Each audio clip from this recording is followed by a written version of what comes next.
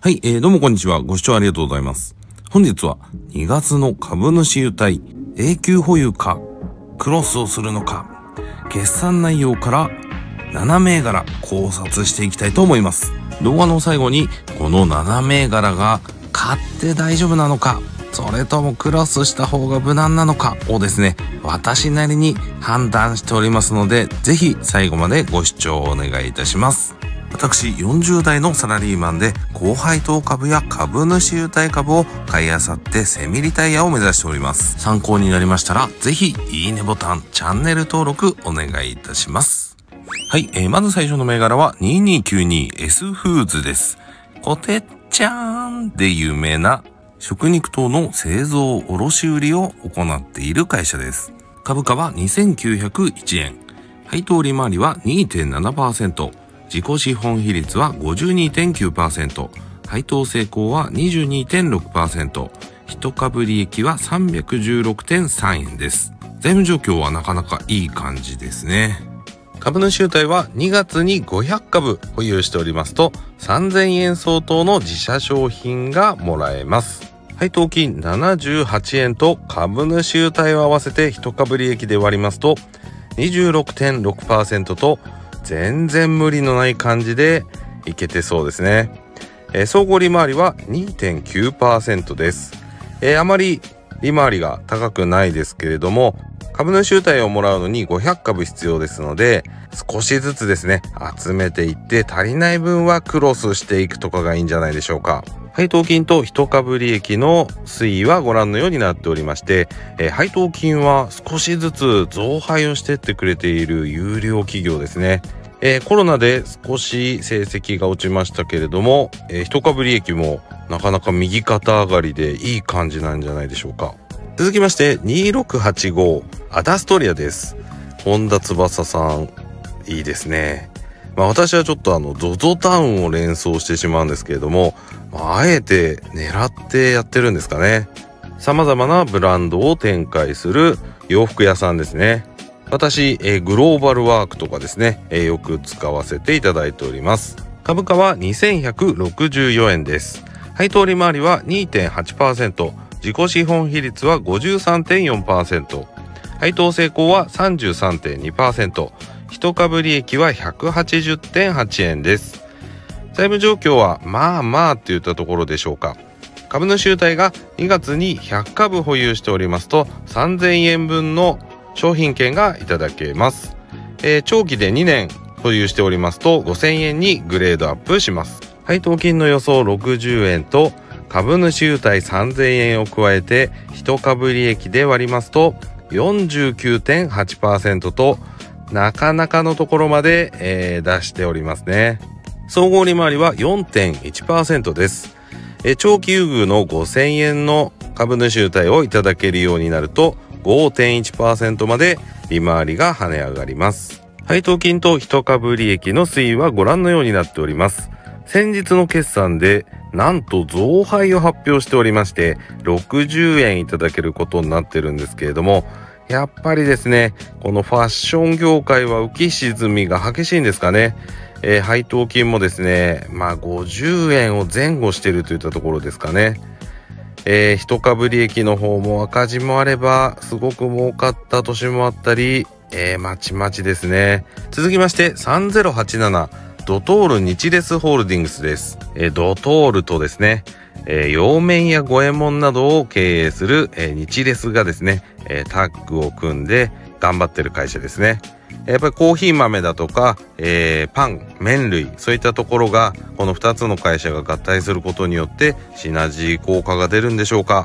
株価は1862円です。配当利回りは 1.6%、自己資本比率は 78.7%、配当成功は 60.2%、一株利益は 49.8 円です。自己資本比率が高くていいんですけれども、配当成功が 60% 超えてますんで、配当の方もですね、ちょっと無理があるのかなと思います。それに加えてですね、株主優待が2月に100株保有しておりますと、1000円相当の商品カードがいただけます。面白いことになぜかドトールでしか使えないという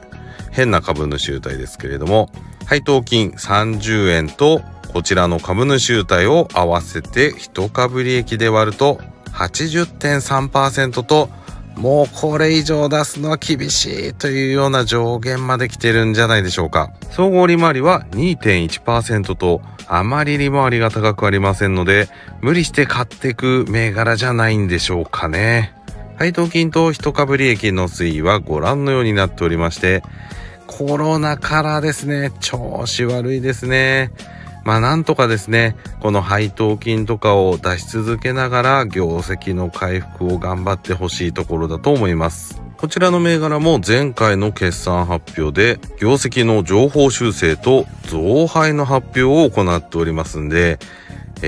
このグラフを見る限り大変そうだなと思うんですけれども、なかなか太っ腹な株主還元をするいい会社だなと思います。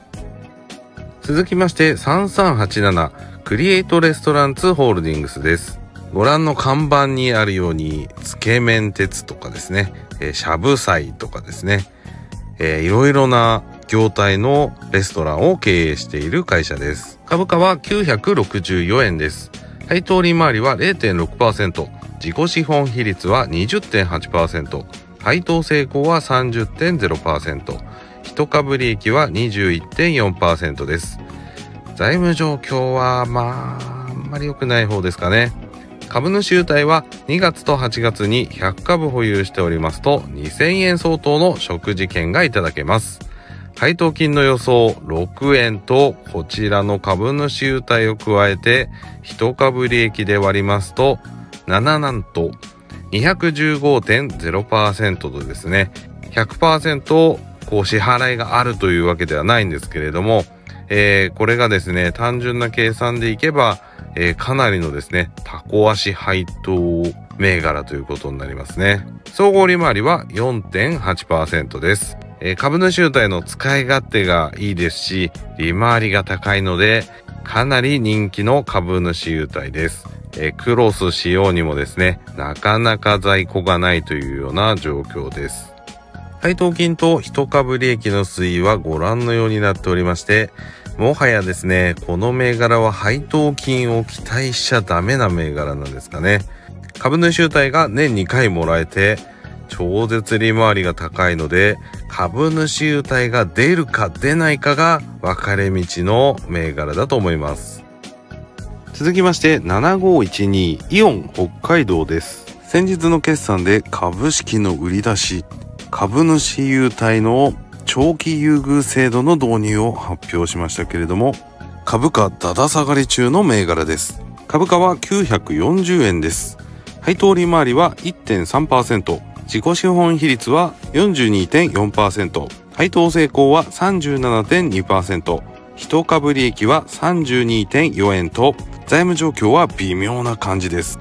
株主優待が2月に100株保有しておりますと2500円相当の値引き券がいただけます。100円ごとにですね、綴りになっておりまして、1000円のお買い上げで1枚その値引き券が出せるというような感じで、あまり使い勝手は良くないですけれども、日頃のお買い物がですね、10% 引きでできるというようなですね、ところでは、日常使いにはいい株主優待なんじゃないでしょうか。配当金の予想12円と株主優待を加えたものを1株利益 32.4 円で割るとなんと 114.2% と、こちらもタコ足株主優待になってしまっております。総合利回りは 3.9% となかなか高めですので、株主優待信者には人気なんじゃないでしょうか。配当金と1株利益の推移はご覧のようになっておりまして、もうほぼずっとタコ足配当を続けてるんじゃないかというような低空飛行を続けております。1000円で100円の値引き券が使える、ぴったり1000円で買い物するわけではないので、もしかしたら株主優待が売り上げに貢献しているパターンなのかもしれません。なので、株主優待は廃止にならないなんて考えたりもします。続きまして8905イオンモールです。イオンモール時2022年10月オープン。というのがですね、ホームページに載ってますけれども、なんかこう数年前はイオンモールどんどんオープンしてるなっていう印象があったんですけれども、今は調子悪いんですかね。株価は1815円です。配当利回りは 2.8%、自己資本比率は 28.4%、配当成功は 49.5%、一株利益は 101.1 円です。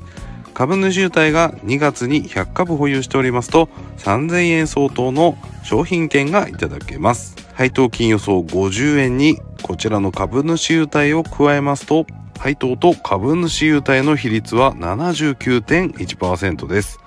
総合利回りは 4.4% となかなかいい感じに高いので人気の株主優待ですね。配当金と一株利益の推移はご覧のようになっております。なんと配当金全然減配しないで頑張って増やし続けてますね。一株利益はコロナで大打撃だったんですかね。これから復活してくれることを願います。直近決算後にですね、株価がすごく回復してきておりますんで、もしかしたらコロナ5類へ移行とかっていうのから成績が良くなっていくのを織り込み中なのかもしれません。最後は9946ミニストップです。食べれる喋れるミニストップですね。先日このプレミアム宇治抹茶ソフト食べてきました。この上にかかっている粉末がですね、なかなか渋い感じで美味しかったです。株価は1402円です。配当利回りは 1.4%、自己資本比率は 50.7%、配当成功はマイナス 15.0%、一株利益はマイナス 133.2 円と財務状況はもうわけわかんないです。株主優待が2月と8月に100株保有しておりますと2000円相当のソフトクリーム無料券がいただけます。配当金の予想は20円になっておりまして、もう一株利益がマイナスなので計算できません。総合利回りは 4.3% になっております。こちらの株主優待はソフトクリームがですね、どのソフトクリームでも、無料になりますんで、一番高いのをですね、もらうというのが慣習になっております。私はですね、特盛ソフトをですね、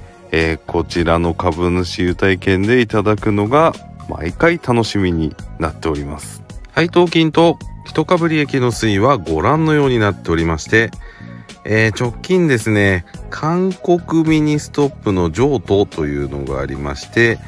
それが多分利益に、組み込まれてるんでしょうね。実情はですね、多分良くないと思います。配当金と株主優待で結構無理してるんじゃないかなと思うんですけれども、先ほどのイオン北海道のようにですね、ソフトクリーム無料券だけ使って帰るというですね、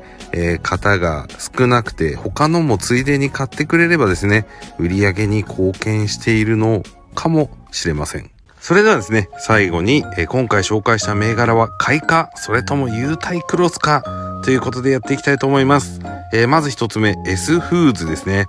ドゥルルルルン買いまーす。ピボピボーン。S フーズはですね、利回りこそ低いんですけれども、財務状況はいい感じだと思います。はい、次アダストリアですね。買いまー微妙です。三角。私ですね、1200円台で、こちらの銘柄買ってますんで、今の価格で買うかと言われると買わないです。はい、続きまして、3つ目ドトール日レス。買いまー微妙です。優待込みの配当成功がもう 80% になってきてますんで、これ以上見込めないかなと思うので微妙にしました。4つ目はクリレスホールディングスですね。前回の動画でも挙げましたけども買いません。優待込み利回りが 200% を超えてきておりますので、優待廃止間違いなしと私は思っております。はい、続きましてイオン北海道ですね。こちらも買いません。株主優待込み利回りが 100% を超えているからです。はい、続いてイオンモールですね。買いまー微妙です。というか、持っておりますんで買えません。こちらもですね、利回りがですね、80% 近くになってきてますんで、本当に減配しないいい会社なんですけれども、今から買うかというと微妙です。